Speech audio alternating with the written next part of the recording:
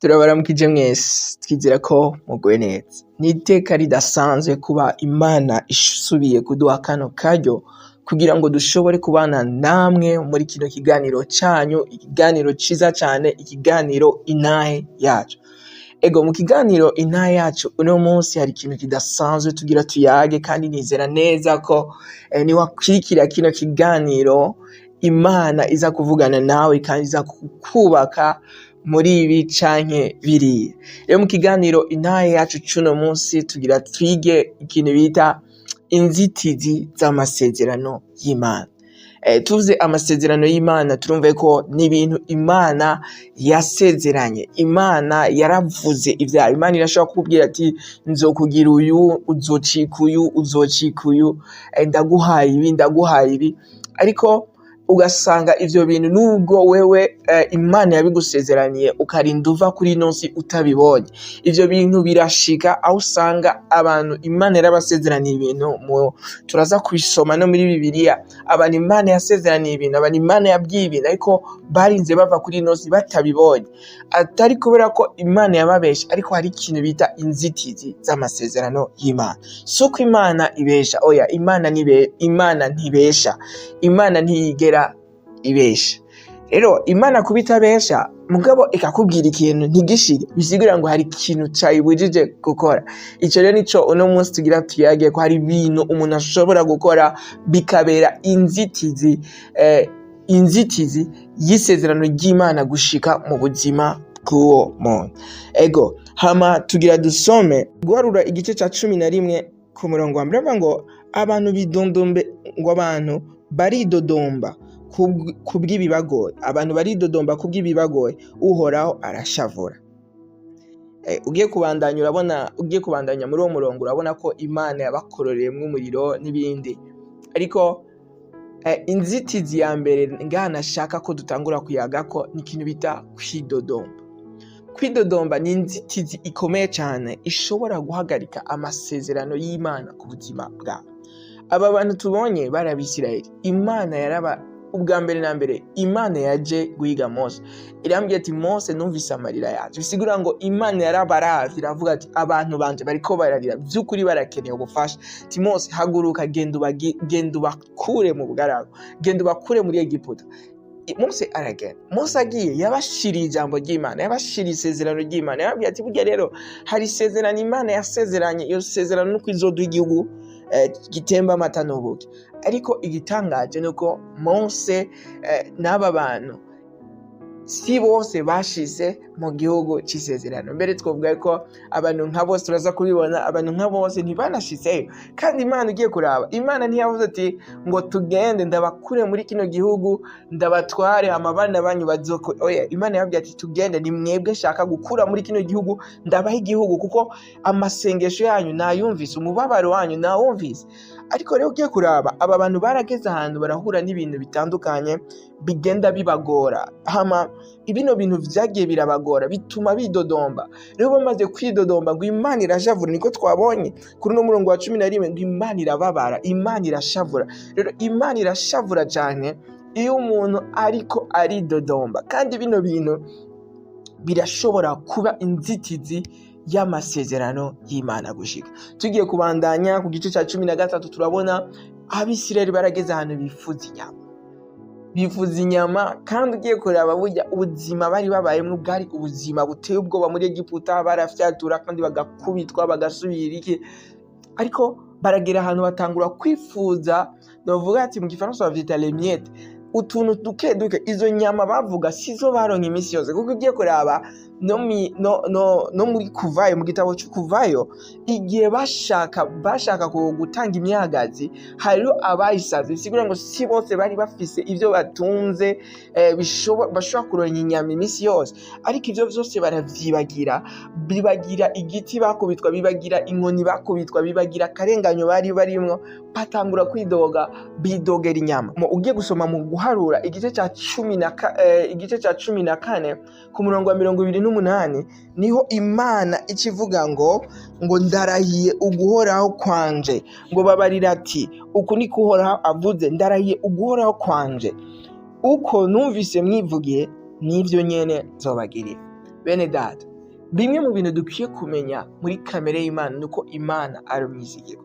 Imana irashobora kuba yarakubwiye ijambo kanaka, ariko iyo uvuze nawe irindi jambo, iryo jambo Imana yavuze ngo nzokora icyo numvise wivugira. Kandi kenshi ugiye kuraba mu kwidodomba, nta muntu yidodomba neza. Twese widodomba ushira urema ukunanirwa. Iyo utangiye kwidodomba abandi bararonse, je kubera kije nguma nkenye. Urumva nguma nkenye, uriko urarema kuguma ukenye, uriko urarema kuguma vyanka, ngo abandi vyarakunze, je nije biguma vyanka. Utanguye kurema ukwidodomba muri wewe. Ariko ngaha Imana irababwira ati uko nyene numvise mwivugira niko nzobagirira. Ko batangiye kwidoga babana n'Imana yaje gutwikira mu bugaragwa. Kuko ahantu igihe batangura kwidodomba, bidodomvye bamaze kumva inkuru z'abatasi. Abati rero Imana yaje kutwica, Imana yaje kutugira nabi. Imana yamati sawa, uko nyene numvise mwivugira niko nzobagirira. Uko nyene numvise muvuga ko naje kubikira mu bugaragwa niko nzobagirira. Imana yavuze ngo abantu bose babonye ibitangaza vyanje, babonye ukuntu nabakuye muri Egiputa, nta numwe azokira kiretse abanyizigiye, abatidodomvye. Yari Kalebu na Yoshua. Yesu ashimwe. Rero turakwiye kubimenya ko ukwidodomba ni ikintu gikomeye cyane mu buzima bwawe. Iyo ugikoze gishobora guhagarika novuga ati imigabo n'imigambi y'Imana ku buzima bwawe. Hama bijya wavuze, bijya widodomvye bikaba ari byo bishika. Ko Imana yavuze ngo uko numvise mwivugira n'akanwa kanyu niko nzobakorera. Mu gihe tugiye gusoma ngaha twabonye ngo Abisirayeli bidodombeye ibibagoye. Uno munsi nawe ushobora kuba ufise ibikugoye. Ntisimvuze ko ivyo bikugoye ari bito. Ugiye kuraba mu buzima tubayemo, nta muntu n'umwe adafise impamvu n'imwe yo kwidodomba. Nta muntu n'umwe adafise impamvu n'imwe kandi yo gushima. Twese turafise impamvu zo gushima, turafise n'impamvu zo kwidodomba. Ariko umuntu umwe wese ahitamwo icyo abona gikenewe. Kuko iyo widodomvye, Yesu niyo yavuze muri Matayo igice cya 6 ku murongo wa 27 avuga ngo ninde muri mwebwe yoshobozwa n'amaganya yiwe kwisumvya uko yareha n'ukuboko nakoma. Hafite rero amaganya yanyu ntacyo ashobora kubazanira. Ukwidodomba kwanyu, ukwidoga kwanyu ntacyo bishobora kungura ku buzima bwanyu. Uno munsi ushobora kuba ufise ibibagoye nk'uko Abisirayeli bidodomvye kubera ko bari bafise ibibagoye. Ushobora kuba ufise ibintu bikugoye ukavuga ati Imana kubera iki. Hagarika kwidodomba, tangura gushima Imana muri ivyo bintu vyose uba ufise bikugoye. Tugiye kuraba umuririmbyi wa Kantike niyo yavuze ngo bimubwire Yesu. Mu gihe cyose wumva hari kanaka umuntu yakubwiye nabi, mu gihe ibintu byose vyanse, ariko kuri inzu yanse, abana vyaranse kuvyara, warubatse ariko nturaronka umwana, warifuje kugira mama yaje, abo mwakuranye bose baragize mama yaje ko we ntayo uragira, urafise ingorane nyinshi, ufise ibintu vyinshi mu buzima bwawe uri kuriyumvira. Nuwe Satani akanya kugira ngo utangure kwidodomba, ariko tangura kurema igicu. Ko tugiye gusoma Paulo arahanura ab'Ifilipi igice cya 4 ku murongo wa 6 avuga ngo ntimugire ico mwiganyira, ngo ariko muri vyose ngo ivyo mugomba bimenyeshwe Imana mu gusenga no kwinginga bifatanije no gukenguruka. Igikintu hari umwami w'Abisirayeli yari yaragitawe.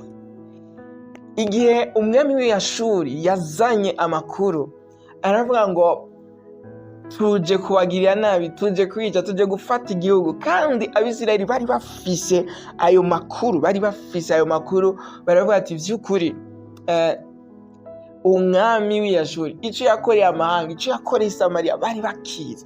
Ariko umwami amaze kuronka ayo makuru, umwami w'Abisirayeli yaciye agenda imbere y'Imana.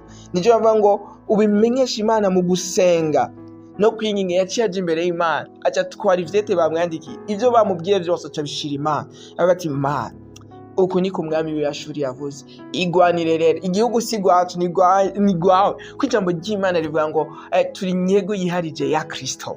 Yesu ashimwe, ngo turi nyego yiharije ya Kristo. Wari uzi ko umuntu yokora ku telefone yawe yoba akeneye ingorane nawe? Wari uzi ko umuntu yokora ku parasera yanyu? Ugiye kuraba mu Burundi birashika hakaba ingorane z'amatongo, ugasanga abantu bagwanya, abandi nabo bafashe imipanga bagakwa gutemana kubera ko yamurengereye gusa akantu gatoya. Ico cerekana ati iryo tongo ni nyego yiwe, ariteguye kugwanya umuntu wese yoba ashaka kuza kugwanya canke gukora kuri iryo shamvugiye kuri iryo tongo ryiwe. Rero ijambo ry'Imana rivuga ngo turi nyegu yiharije ya Kristo, bisigura kuba turi nyegu yiharije ya Kristo.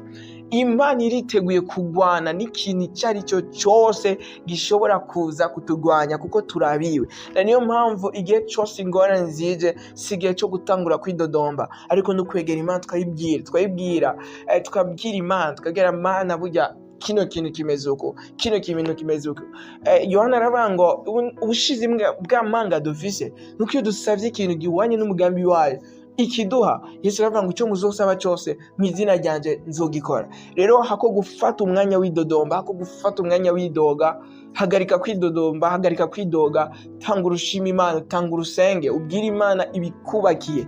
Ikisigiye cyo kwidodomba naho ibintu bigoye. Mu mufuko uraraba ukavuga ati ibintu ntibimeze neza, mu buzima uraraba ukabona abandi barateye imbere ariko wewe nta kigenda, ariko ntubihe amaso, tanga urubona Imana igira neza. Yesu yavuze ati ntimukiganyire ku byo murya, ntimukiganyire ku byo mwambara, kuko ibyo byose Imana irabizi. Rero ingwibwire hama Imana izokugirira neza. Rero umunsi turako turavuga bimwe mu nzitizi zihagarika amasezerano y'abana b'Imana gushika.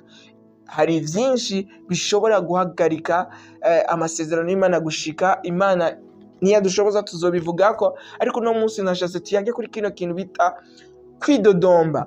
Ntukidodombe, kuko uko widodomba Imana hari isezerano ry'Imana rivuga ngo nzokora ibihwanye n'ivyo wavuze. Ivyo numvise wivugira n'akanwa kawe nivyo nzogukorera, kuko Imana iradukunda ku buryo yaho iri fidele cyane, ku buryo yishura n'ivyo twavuze. Ivyo twavuze reka rero aho kuvuga nabi, aho kwidodomba, dushima Imana. Nta kintu coba kiryoshe mu gihe wowe wabuze amahera ukavuga ati Imana ndagushimiye ko Kristo yagize umworo cika umutunzi. Rero nacitse umutunzi, ndagwaye ukumva yuko ugwaye mugabo akavuga ati mu mishishagu ya Yesu narakize. Ijambo ry'Imana rivuga ngo uko mwumvise mwivugira niko nzobakorera. Rero urumva yuko ivyo nyene uba uriko uravuga nivyo bikuberako. Hama ndabashimiye cyane kuri kano kanya mwashoboye kudutiza tukabana namwe muri kino kiganiro. Kino kiganiro kikaba cyagufashije, raba mugenzi wawe ukimusangize kugira ngo nawe ashobore guhezagirwa. Mwarahezagiwe nawe ubutaha.